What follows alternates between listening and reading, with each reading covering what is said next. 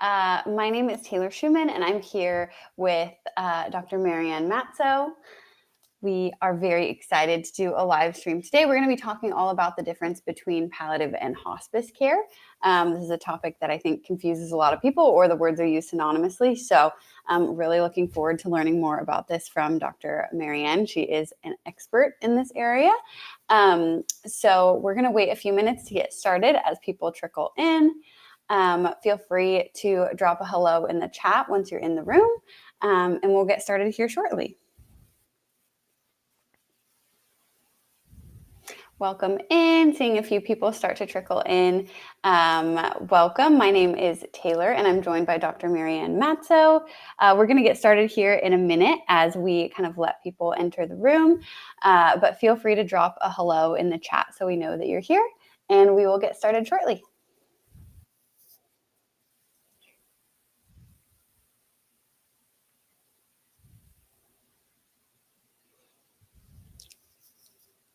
All right, I see a good amount of people here in the stream, so we'll go ahead and get started. Welcome everyone, thanks for joining us today. If you are new to our live streams, my name is Taylor Schumann.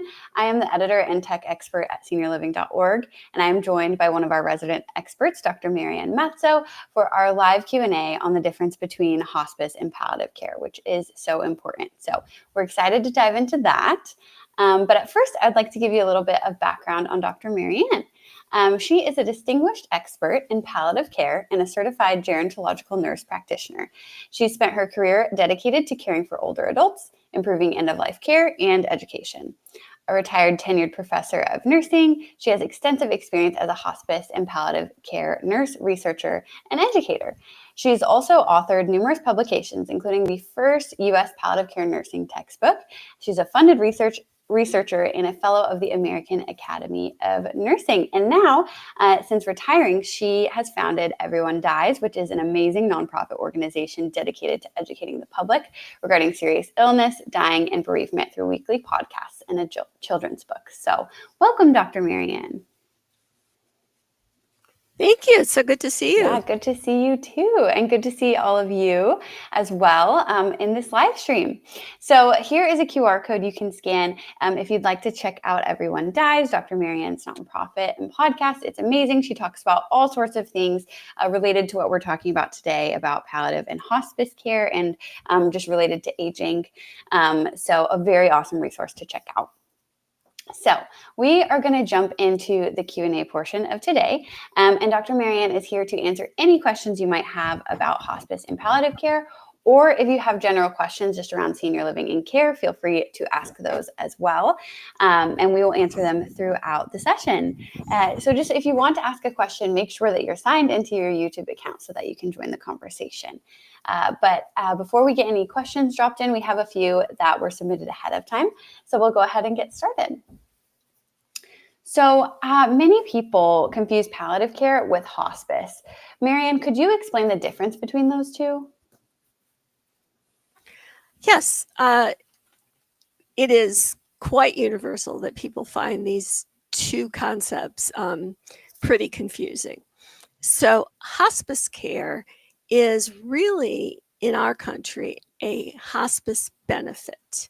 It's an insurance benefit, if you want to think about it that way, in that insurance companies will pay. If they offer hospice benefit, they have to be able to, pay to support the person at the end of life. And so they will pay for all the medications related to whatever sickness it is that you're admitted to hospice for. They'll pay for all of your what's called durable medical equipment, things that don't break, like a hospital bed or a walker or something like that. If you need dressings, they'll pay for that. They bring it all to the house. You don't have to think about it. You have a registered nurse who's taking care of you, and you'll have other people on the team. There might be LPNs, home health aides, social workers, nutritionists, a chaplain. And so these people are all involved in your care and helping you and your family to the extent, whatever it is you need. People have this concept about hospice care that the nurse will move into your house and be there to take care of you. And that's not true. I've gone on hospice visits to do admissions, and I had one woman say, "Well, would you like to see your room now?" It's like, so we had to do some myth busting on that one. And it's not necessarily a place that you go to. There are some communities have funded and built hospice houses, but not every community has them. And sometimes it's only 8 beds. And so whether or not you'd be able to get into those is very dependent on how full they are at the time, what's going on with you. And there are communities who don't have hospice houses at all. So a hospice house would be hospice care delivered in, let's say, an 8-bed type of facility with nursing care and all the same kind of staff that you would have if you're receiving hospice at home, but it's out of your home in another place. Hospice in our country is paid for by insurance. So if you have health insurance, you will also have hospice care insurance. In order to get hospice care, you have to have a medical order from your healthcare practitioner. And that can be your nurse practitioner, your PA, or your physician. And that sort of puts a block up in terms of people getting hospice care, because physicians in particular feel like they're abandoning their patients by asking them, would you be interested in hospice care? Or even for saying, it's time for hospice care. Because if their patient's coming to the end of their life, sort of the professional orientation that physicians have is that they're supposed to cure everybody. And that is a totally unrealistic expectation on their part, because, everyone dies, and that's just a reality of life. So they have some sort of, like professional mismatch in terms of how they are, taught really to approach illness. They want to cure and fix and do surgery, and that's kind of their orientation. So when it comes down to support at the end of life, for some physicians, it can be very difficult. And they might be slow to refer. And sometimes I've seen where patients say, well, how about a referral for hospice? And I've seen one of two things happen. Either the physician will say, well, if you'd like that, I can write that order. Or they'll say, oh, it's too soon. It's not time for hospice yet. So as a family member, your kind of role is to say, well, even though you don't think it's time, I think it's time, and I would like you to write that order. Now, to get into hospice, you're supposed to have a less than a 6-month life expectancy. Now, how do you know that? How do you know when you get to that magic point where it's less than 6 months? It's a really hard thing, isn't it? You don't have a crystal ball. There's no way truly of knowing. Here, we're at that part. So it makes it easier then for physicians to say, well, we're not exactly at that time yet. But if you feel, or if you say to yourself, I wouldn't be surprised if mom or dad were to die within the next 6 months, then you can feel justified in saying, you know what? I want hospice care for them. Now, your wish to provide the best kind of care possible for somebody who's at the end of life isn't going to, give them that black mark against them and say, well, Nobody wants them anymore. So even though they don't really have 6 months left to live, now they do. It doesn't work like that. You can get to the end of the 6 months, and if the person that you've recommended or said, I want hospice care for, is still eligible, they'll renew it for another 6 months. They don't ever say, well, you really goofed that up. You were supposed to die within 6 months. So now just go back to Medicare or Medicaid or whatever you had and, call us later. We don't do it that way. We say, well, you're still very, very sick. So we'll re-up you. We'll, if you want to stay, we sign you up and you can continue to get benefits. So you don't ever get thrown out. So that's hospice care, and it's a great benefit. And a lot of people I've seen equate hospice with death because, when you're all done using the hospice benefits is usually when the loved one has died. But to have a good death, to have somebody who comes to your house and is watching them, helping them, bringing the foods, not the foods, but the medicine that's necessary, helping you navigate and understand what's going on at the end of life, that's priceless. That's an incredible service. And to say, well, we don't want hospice yet, or we don't want hospice now, I think because we're uncomfortable with it is not a real good reason to say, I don't want it at all. Perhaps you need to step back and talk to a hospice nurse or talk to somebody who's in the field and say, I'm really nervous about this. I'm scared about this. I don't want my mom to die. And if I put her in hospice, she's going to die. Well, the reality is if you put her in hospice or not, she's going to die at some point. And why not ensure that she's comfortable, that her symptoms are managed by expert clinicians who understand what it is to go through the end of life. So that's hospice care. I'm going to take a cough drop. So palliative care is different, way different. First off, there's no insurance benefit for it. Many places have not even figured out a way to pay for it. It's billed under other codes that already exist, like somebody who's having pain or somebody who's having difficulty breathing, lots of different other kinds of codes, as opposed to one code that says hospice care or palliative care. That doesn't exist for palliative care. Palliative care is pain and symptom management for people with life-threatening or life-limiting illnesses. So they, by definition, don't have to be dying. It's somebody who needs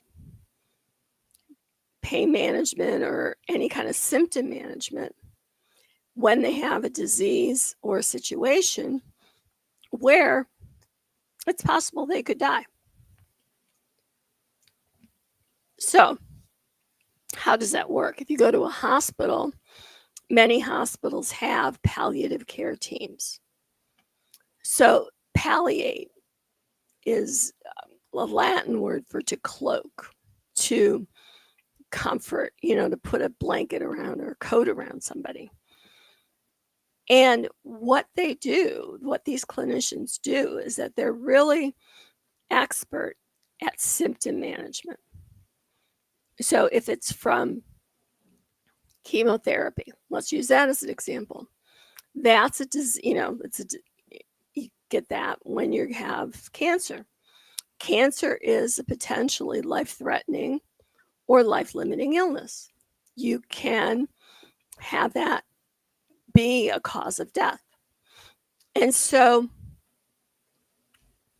because there's a lot of symptoms That can go with the cancer surgery, can go with the chemotherapy, can go with the radiation. Palliative care clinicians are able to look at all of that and say, here's how we're going to manage those symptoms. Because in order for chemotherapy or radiation to really work, you need to be able to tolerate the full course of treatment, of whatever is prescribed. You need to be able to get that drug if it's every day or once a week or 5 days in a row. You need to be able to be strong enough and healthy enough to be able to tolerate those medicines. Palliative care can help keep the symptoms managed and managed really well so that you're able to continue and complete your full dose of chemotherapy, radiation, whatever it is that's been prescribed. So it can help to save your life in that sense. The palliative care clinicians are specialists in that field. We have palliative care teams in hospitals. We have palliative care clinicians in clinics. Sometimes they're in doctors' offices. They're in a wide variety of places. I worked in a palliative care clinic at our cancer center. And so we had a clinic, and every kind of cancer in that cancer center, people with any kind of cancer, would be referred to our clinic. So if you saw 10 patients in the day, it was very easy for it to be 10 different kinds of cancers. But we weren't treating cancer. The oncologist treats cancer. We were treating all the symptoms that potentially can come from that cancer treatment. And so we kept people healthy enough to get through their treatment, help them not lose weight, help manage their pain. And then we would see people in survivorship in that period where, they're no longer getting treatment, but they might still have either side effects that they're dealing with or emotional problems that they're dealing with. And they would still come in to see us so that we could help them, navigate that survivorship role, get healthy again, and get their symptoms managed. And I know that, Taylor, was a long answer, but they're two different things. And I think you can probably see how they're two different things. Palliative care starts at the time of diagnosis. So whatever point you're diagnosed with, if it's cancer or if it's Alzheimer's disease or heart disease, think of the definition. They're all potentially life-threatening or life-limiting illnesses, right? They aren't right now. You've just been diagnosed with them. But maybe you've had some symptoms that you've been dealing with that are from that disease. We come in to provide that expert pain and symptom management. So you don't have to be dying. You don't have to have less than 6 months to live. You just have to have a life-threatening or life-limiting illness. That makes sense. So you touched on a lot of ways that both palliative and hospice care can help the individual who's receiving treatment. Could you also touch on maybe how these types of care can help support family caregivers? Well, hospice care has in their benefit, right in writing, that they will support your survivors for 6 months after treatment. Oh, wow. Or, 6 months after death.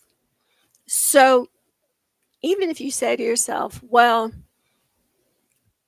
I don't want that, but I want my family to be able to access grief counseling and grief groups and grief camps and things like that. Well, if you sign on for hospice for care, then when you die, your family gets that benefit for another 6 months. So that's part of that support. With palliative care, since the focus is on pain and symptom management, just knowing that the person in your life is getting expert symptom management and that somebody's managing their pain and ensuring that they won't be in pain. I mean, as a family member, can you think of how comforting that is to know they're not going to let them get into any kind of pain crisis? Or if they do get into a pain crisis, they're going to know how to get them out of it. So that support is one piece of it. The other part is, if we're coming into your home, we see the patient and the family is who we're there to see. We don't just talk to the patient and say to the family, go away, you're not my patient. He is. So that any questions that the family member has, any issues or troubles that they're having to get equipment or anything, the nurse who's coming into the house can help facilitate you getting whatever it is that you need. And so, because we're there for the patient and the family, both of you are being cared for by the nurses and the social workers and the system that's there to back them up. Yeah, that's great to know that both types of care, there's support for both the loved one and the caregiver. So with that being said, and I think you touched on this a little bit, but what advice would you give to caregivers who maybe feel guilt about choosing hospice care for their loved one, or maybe just feel, that word hospice is very scary, or, it brings up a lot of emotion. So what advice would you give to caregivers who are struggling with that? Well, I think,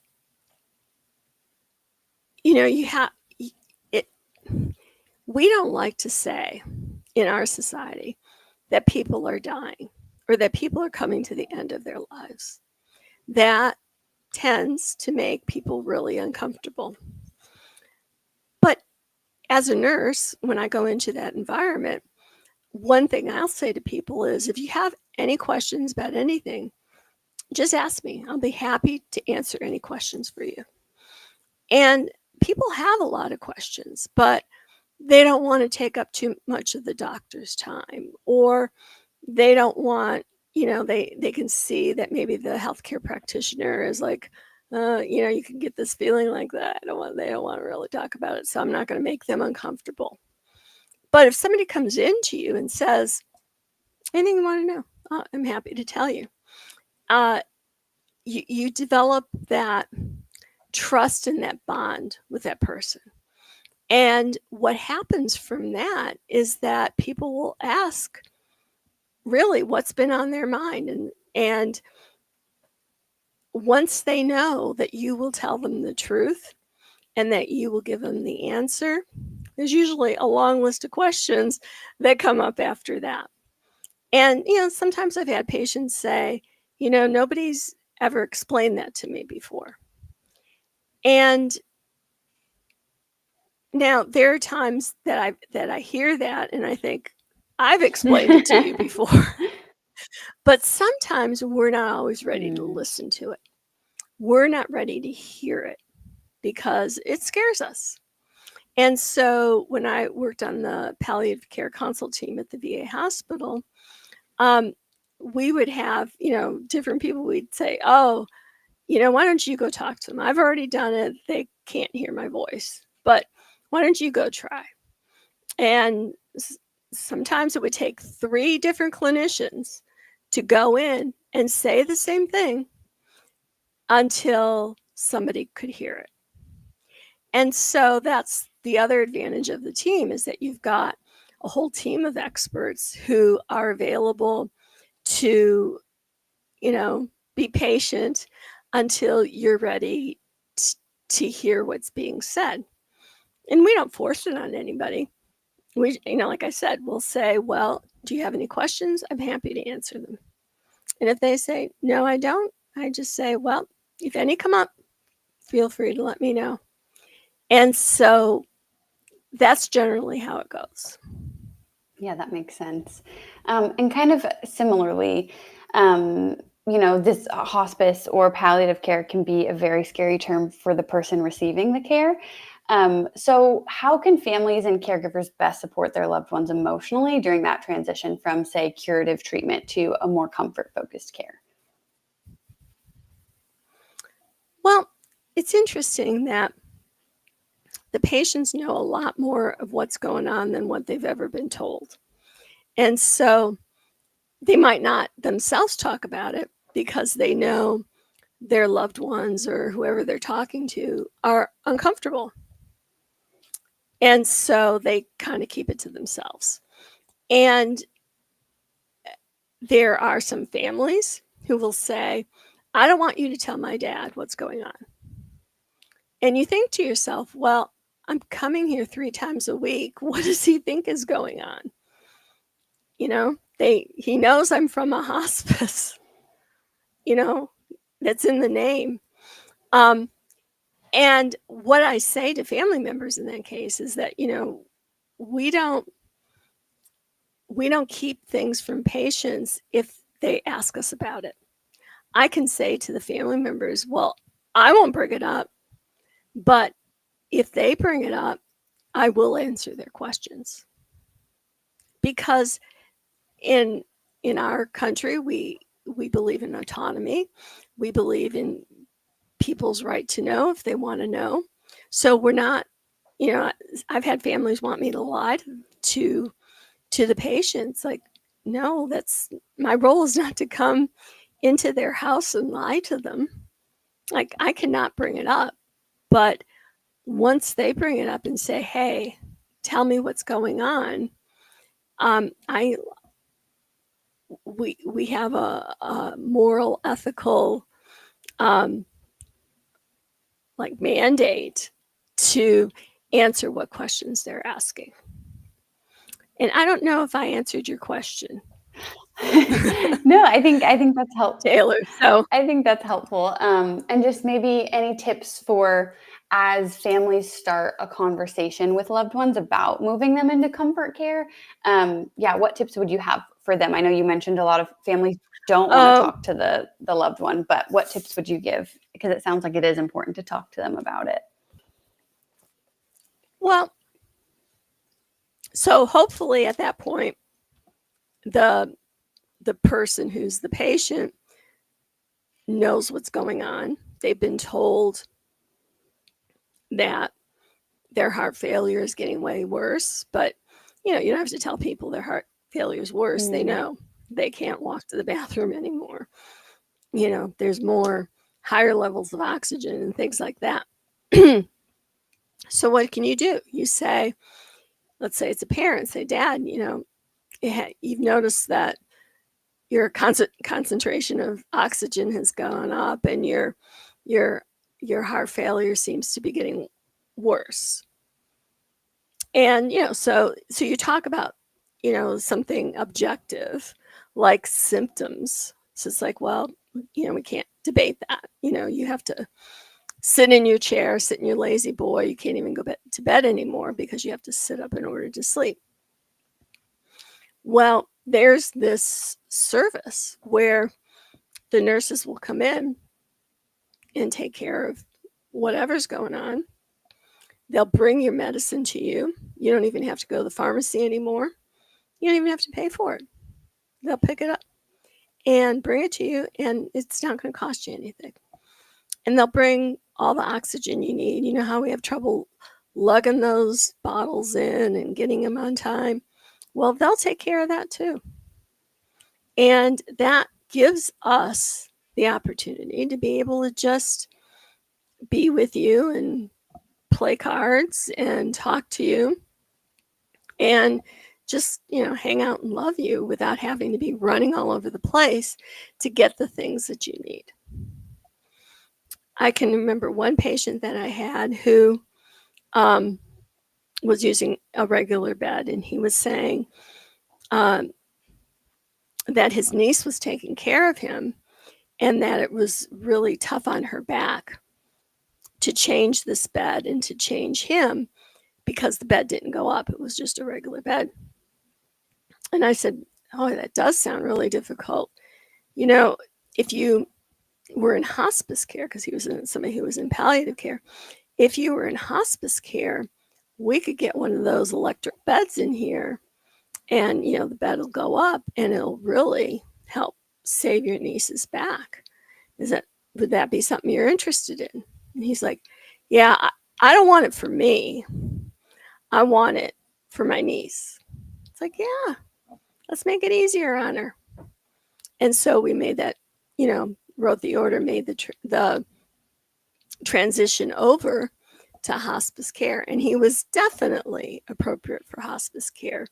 He had just always said no because I don't know if it was because he was a New England Yankee who didn't want a fuss and spend any other money, but he wasn't going to have to spend any other money. And we tried not to be too fussy about it, but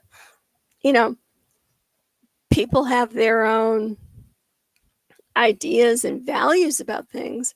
And if we educate them and say, well, that might have been how it was 40 years ago, but there's been some changes, and here's how they've changed, and here's what this can do for you. A lot of times for people, knowing that somebody's going to bring those drugs to their house and they're all paid for is enough for people to say, I don't like the name of hospice, but I like that. So yeah, we can do that. Yeah, those are great examples. And just, so it sounds like reminding them that it's going to make not only their lives easier, but the loved ones, and also that things are free. I think that's a big, big one for seniors, and just the convenience of having things brought straight to you. Absolutely. Yeah, those are great tips. So as we're talking about planning ahead and having these conversations, along those lines, what sort of legal or medical document should families have in place to make sure that their loved ones' wishes are respected as they enter into hospice care? Well, when you get admitted to hospice, the nurse will have a whole folder of stuff for you. Information about how do you get hold of everybody and what are all the benefits. One of the things in that envelope will be an advance directive for your state that lets you say who you would want to speak for you if you get to the point where you can't speak for yourself.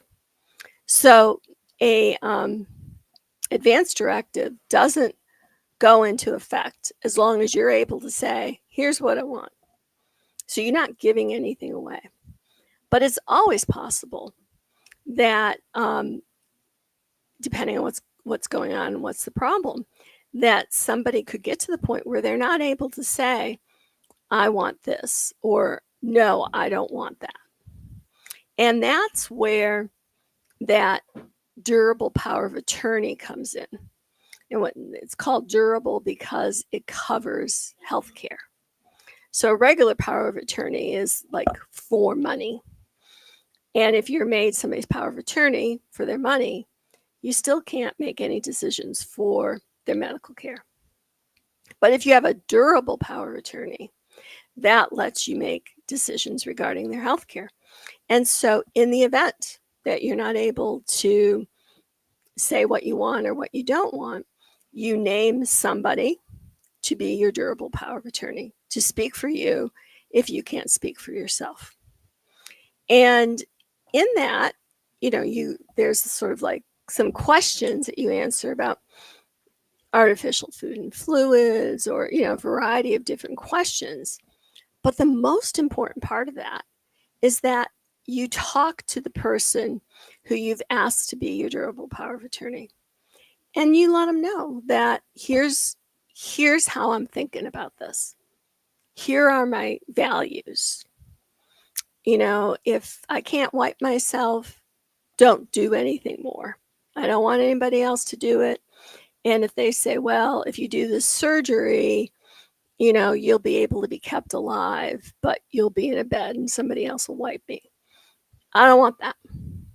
So that way, that gives some context to the person who you're choosing so that they can use how you're thinking to make decisions about whatever the healthcare practitioners are asking about in order, do I sign and give permission to do this or do I not? It's not about what the person who's the durable power of attorney thinks. Nobody cares. That person is supposed to make decision, what's called substitute judgment, where you're looking at that person, you're saying, it's not about what I would want. It's what he or she told me they valued and what they would want. And if you're someone's durable power of attorney, that's the job. It doesn't matter what you think. You're just making a decision for another person based on what they've told you their values are. And that can be easier, that can be hard. I've seen people who do that beautifully, and I've seen people who say, well, I know he doesn't want this, but I'm not ready to let him go. Well, they're the durable power of attorney, and they have been entrusted to do this thing.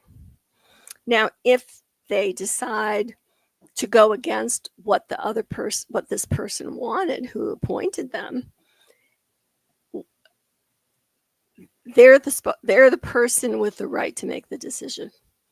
All we can do is say, well, it says in here that he really doesn't want this, and he's told us that he really doesn't want this, but you're gonna want to do it anyway. And I've seen people who say, I don't care, this is what I'm doing.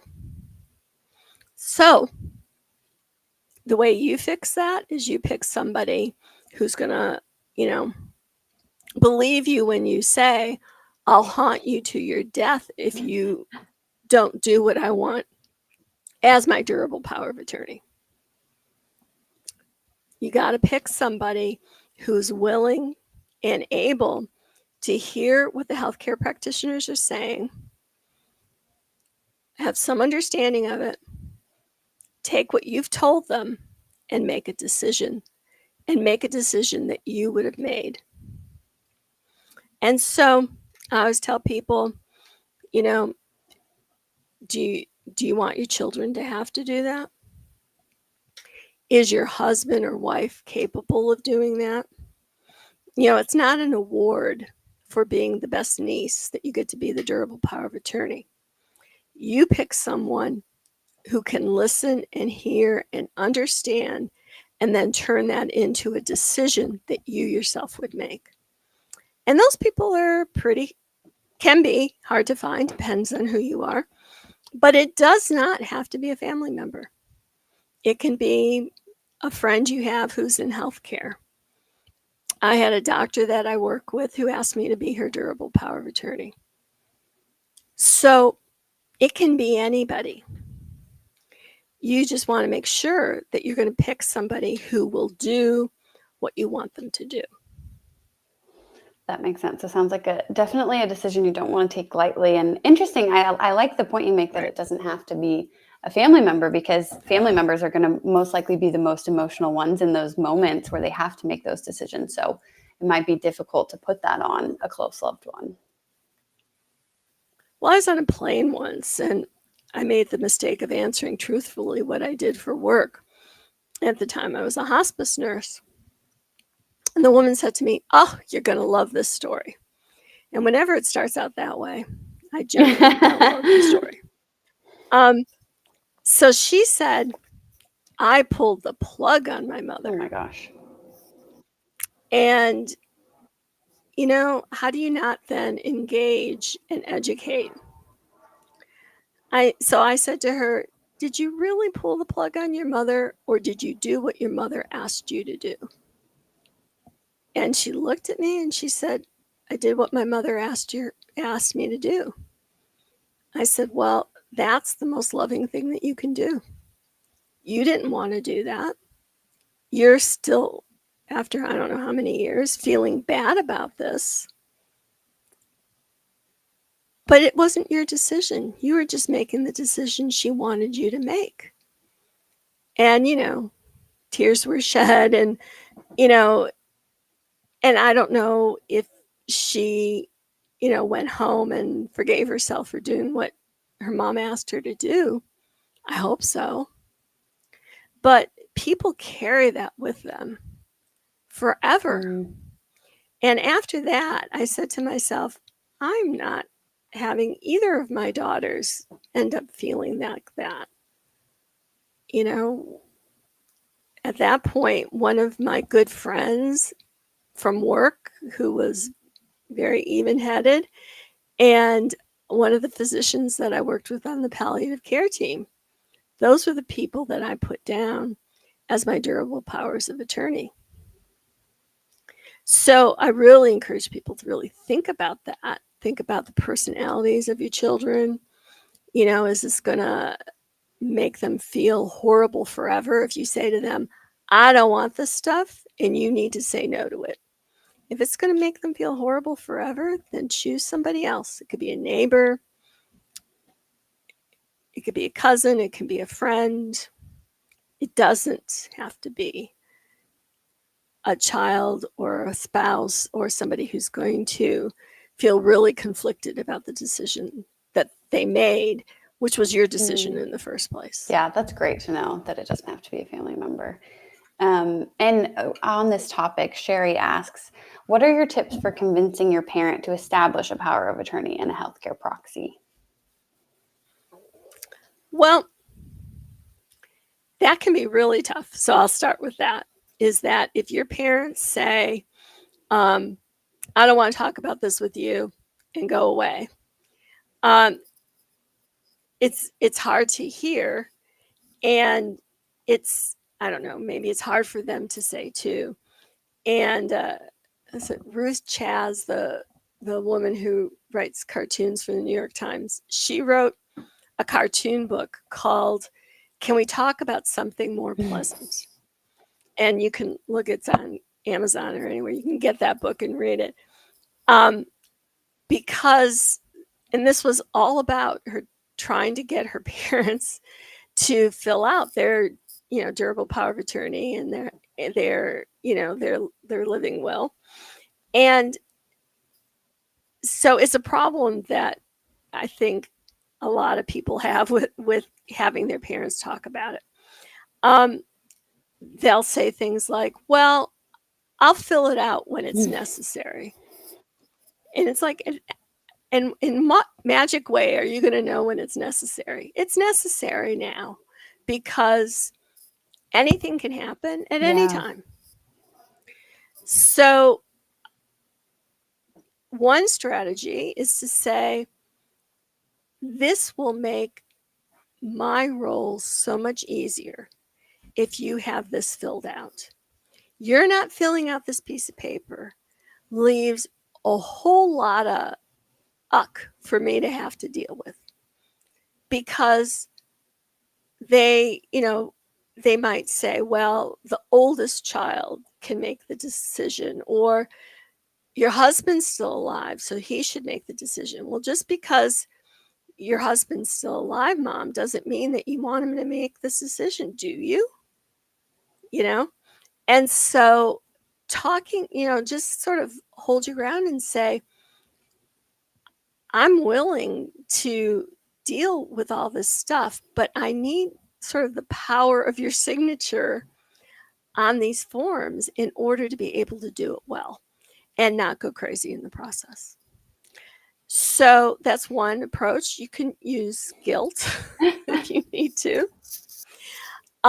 You can have, I've had patients who've held advanced directive parties where they, invite everybody over for pizza, and they either talk about advanced directives themselves, or they invite somebody in to do a brief going over, and then they say, okay, and we have advanced directives here. Advanced directives don't have to be notarized in many states. Each state is different, what the form looks like, and it has to be notarized. So, but you can get them right off the internet. You put in whatever state you live in, advanced directive, and it's there. You can print it off. and it'll tell you it has to be notarized or not. Well, then you invite a notary for pizza along with it. People can sit and write it out. There's somebody there who can answer their questions, and they can just get it done. Because all the research that's been done, people admit that an advance directive is important and a durable power of attorney is important. And then you say to them, well, why don't you have one? And they say, oh, well, I just haven't gotten around to it. I have the form. It's on my desk. When my sister was seriously ill, I brought her the form, and it sat in her yarn basket. She never filled it out. As much as every time I went over, I'd say, this will make it easier on your girls. This will make it easier on your husband. Do you want me to fill it in? Do you want me to write? Oh, no. She'd say, I'll do it. She never did it. That's how I think people are. So have a party. Have a durable power of attorney party. Invite your parents. And, get the things filled out. It doesn't change anything right now. Tell them, I'll stop harping on you about it. If you just do this, I'll put it in an envelope and make copies, and we don't ever have to talk about it again. I promise I won't bring it up again. That might be enough to get them to sign it. So those are a couple of ways that you can do it. I don't think that you should feel bad about, using guilt on them. I'm sure they've used guilt on you, and it's been necessary, but it's a necessary evil, especially if there's multiple kids involved and you're not all on the same page. We have on our website a couple of blogs about how filling out the advance directive made it so much easier in a terrible situation. That having it there and having that guidance helped people make the decisions without the rest of the family going crazy about it, because they could see right there in black and white, this is what that person wanted. Yeah, I think that's great. So, a little bit of guilt. I promise I'll stop bothering you. And a party. We love a party. That's a fun way to end it. Well, we've learned so much today, I think, about, the differences between palliative and hospice care, and just the importance of talking about these things early, opening up the conversations, understanding the differences and breaking them down so they don't feel very scary, and getting your loved ones to fill out those important forms so it'll make everyone's life easier.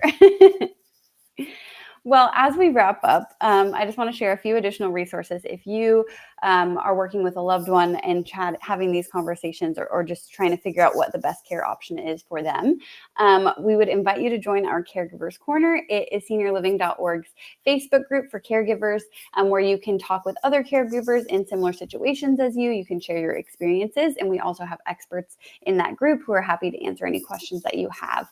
And you'll see things like this live stream posted there and some awesome resources available. So definitely check it out if you're on this journey of caregiving. And we also have a caregiving course. So if you are new to caregiving and all of this feels overwhelming, or maybe you just want to brush up on your skills, we would invite you to check out our course at seniorliving.org/caregiving/courses. It's a great expert-backed course on just all of the basics that you need to know as you get started on your journey. And with that, we'll go ahead and wrap things up. Thank you so much, Dr. Marianne, for joining us. This was a really insightful conversation. Thank you for having me. Awesome.